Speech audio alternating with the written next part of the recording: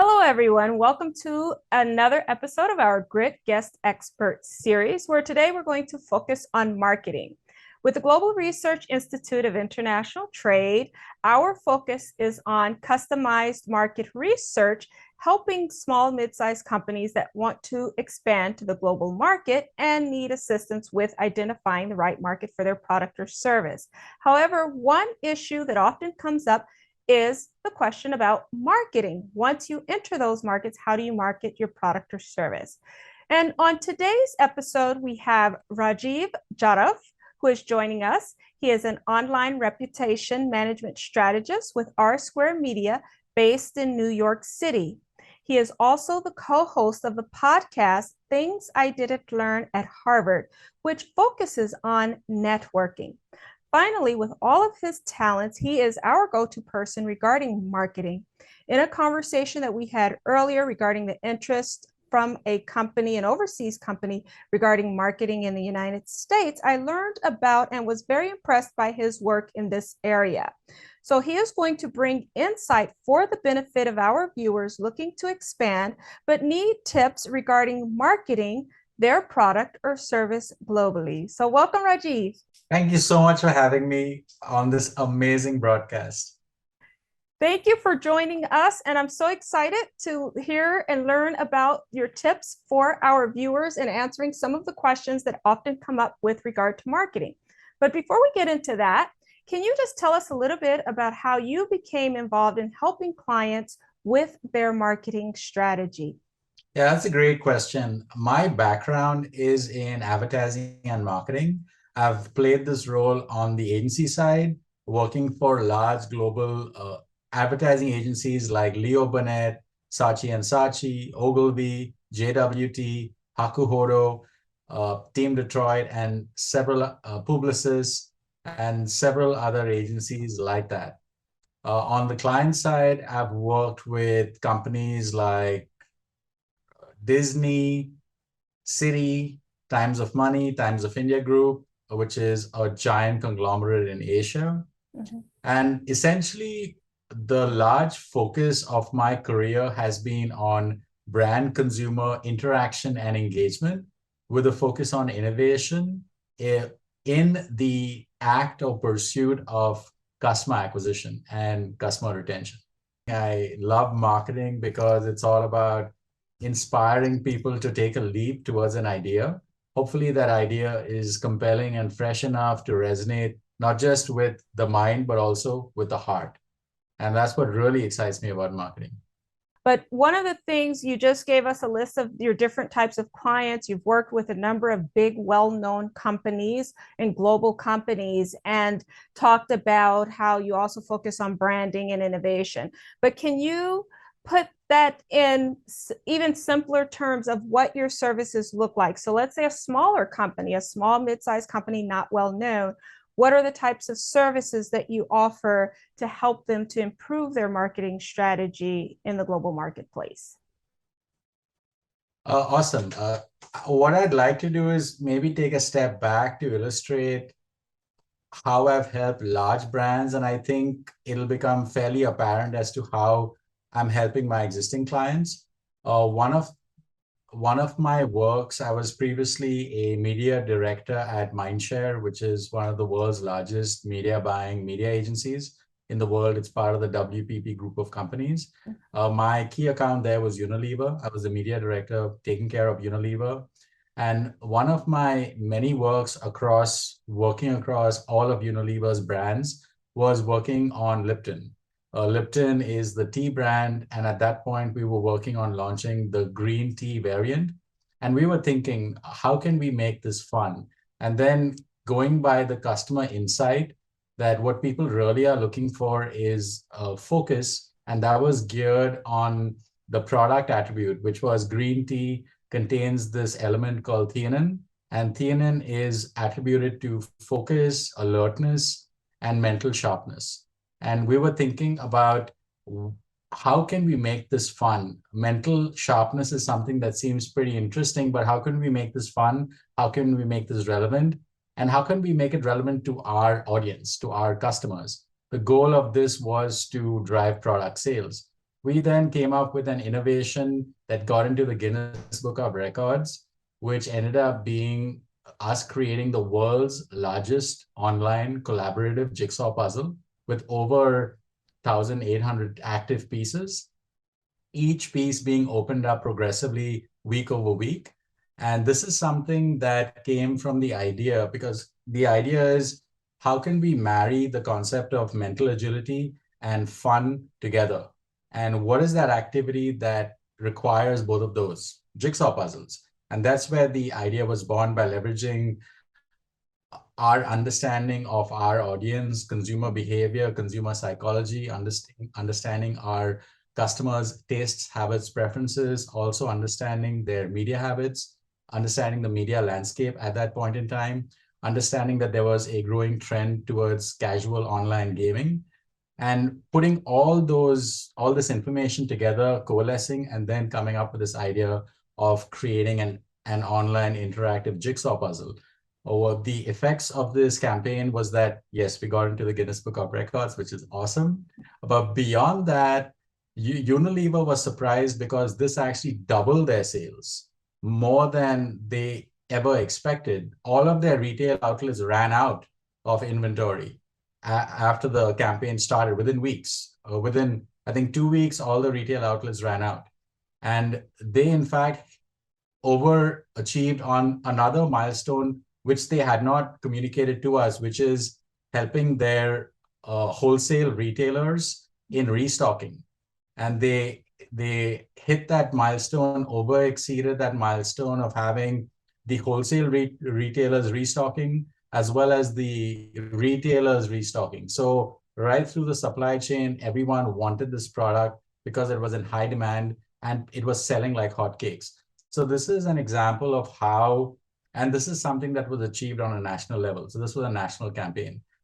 This is an example of how, when you leverage the media landscape, consumer behavior, consumer psychology, digital habits, digital innovation, and you put it all together, and then really step back and think, how can I make this fun? How can I make this relevant?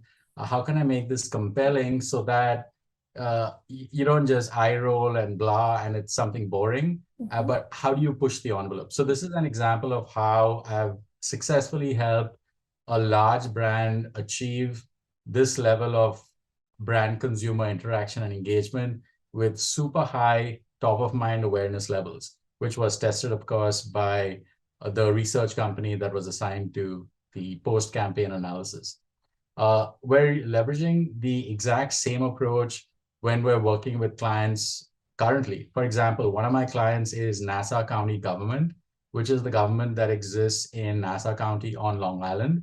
Long Island is a region near New York City. It's a region that has two main areas, Nassau County and Suffolk County. My role with Nassau County government was to help the government improve community sentiment towards the government. Previously, when I started working with the government at that time, community favorability was 60%. It wasn't good. By working with the government and by asking the right questions, understanding what the audience really wanted, that that government favorability index increased from 60% to 89% over a 6-month period, which was incredibly fast. And that's something that the government was not expecting. But this is something that was carefully done. It was tracked by exit surveys. And that's how we knew that we were making progress. And we took the effort to ask the questions, listen very closely as to what people wanted, delivered on that, asked again to double check if what we delivered aligned with them, how closely did it align with them. And it was rinse repeat, kept on doing that, because one of the things when it comes to marketing or communication is that you can't get complacent.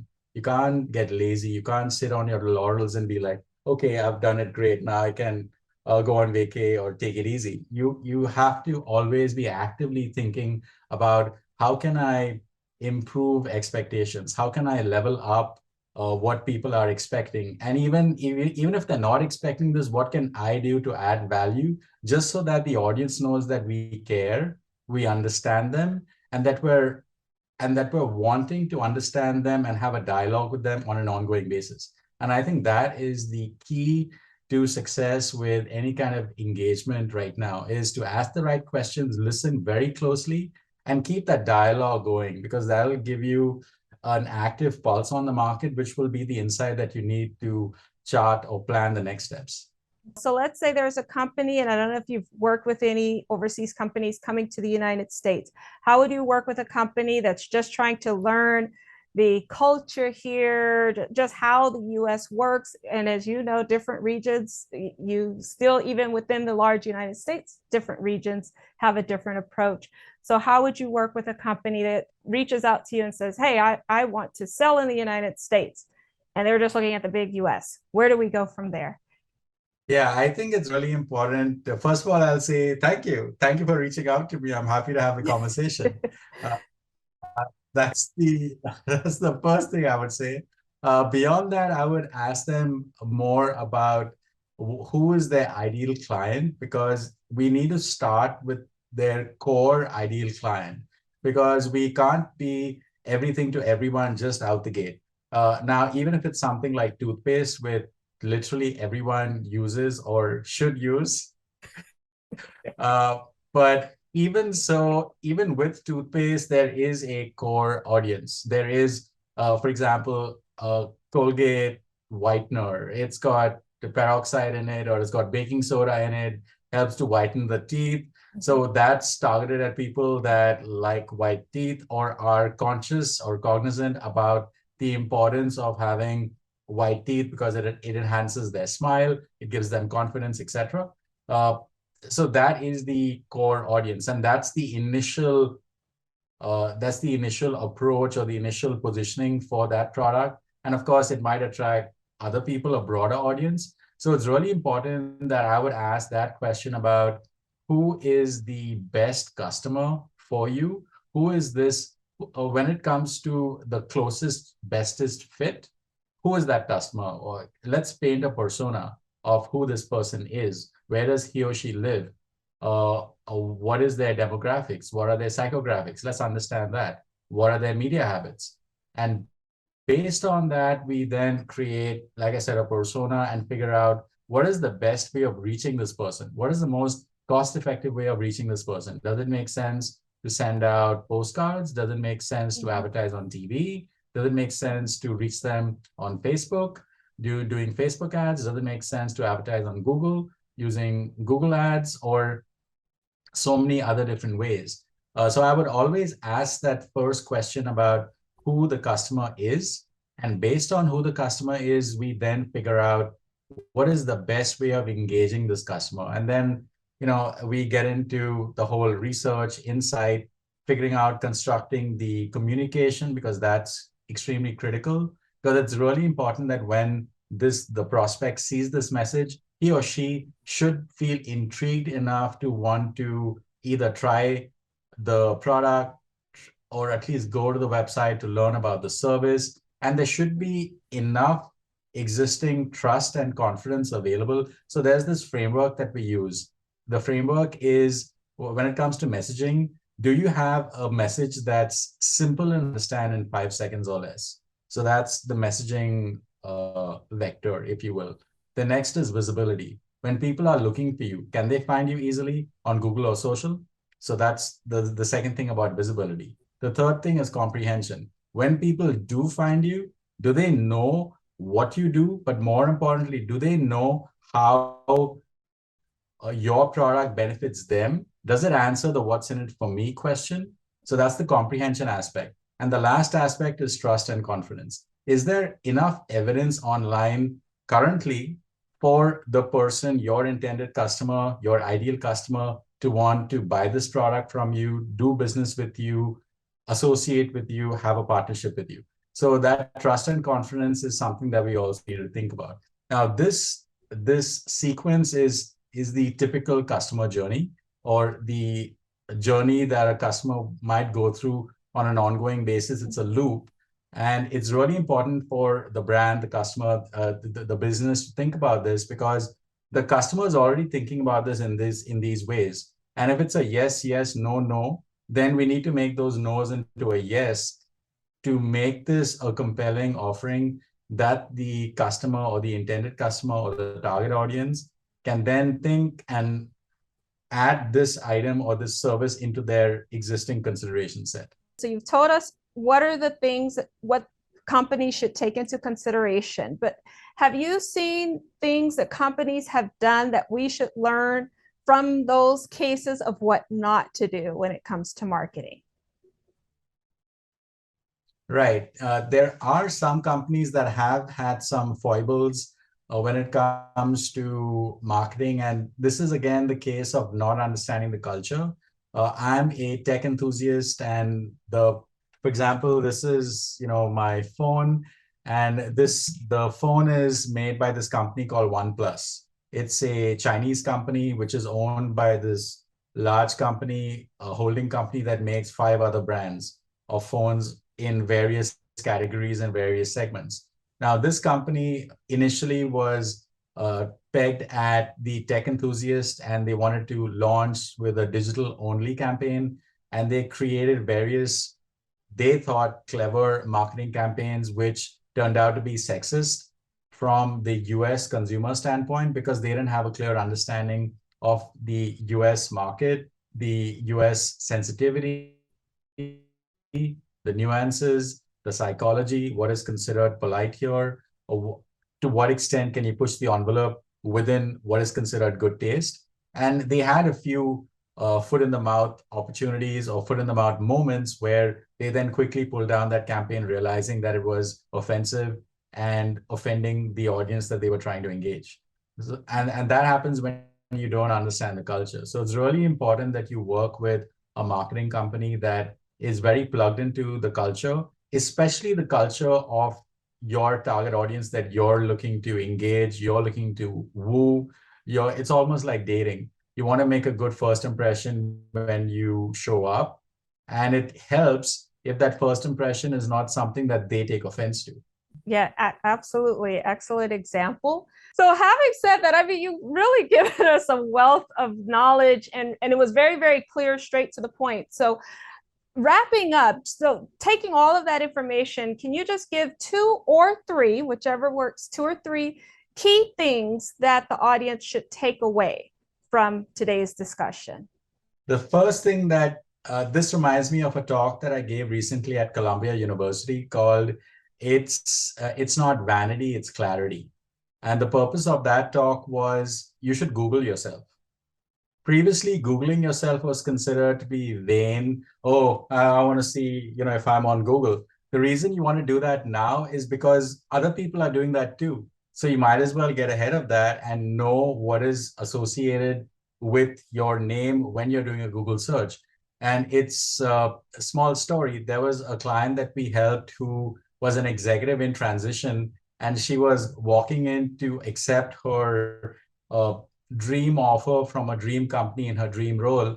And it was a high 6-figure offer. It was a C-suite position. And the executive recruiter comes in and says, the company's gone a different way because they think you're a criminal. And she was like, criminal? Me? Are you kidding me? I'm this, C-suite executive. What are you talking about? She Googled herself and found her doppelganger who looked like her. They were both blonde, had the same first name, different last name. And that person that showed up on the top of a Google search has a criminal background. And the company saw this and got skittish and said, I'm not messing with this. I don't want to take a chance, because stakeholders are going to ask us as to why we are associating with somebody that has this kind of a background, even though it was a case of a mistaken identity. It was just such a top level position that they didn't want to get into it. The executive recruiter told the candidates, who was obviously in a panic, saying, contact R Square Media, they'll help you out, which we did. We got that link deleted a lot faster than we thought that we could initially. And the executive recruiter was able to reverse the company's decision now that this was resolved. And her Google search was now clean. So this is an example of how ignorance is not bliss. You should Google yourself to find out what's out there that's connected to you personally, your company, and to see what's out there. But to answer your question, the first thing anyone listening to this podcast or watching this podcast should do is please Google yourself. Google your company, Google your name, see what's out there. And depending on what you see, you now have the information to do something about it. The next thing that I would highly advise is have a curious mind and minus the ego, have this ongoing communication with whoever it is you're trying to form a relationship with.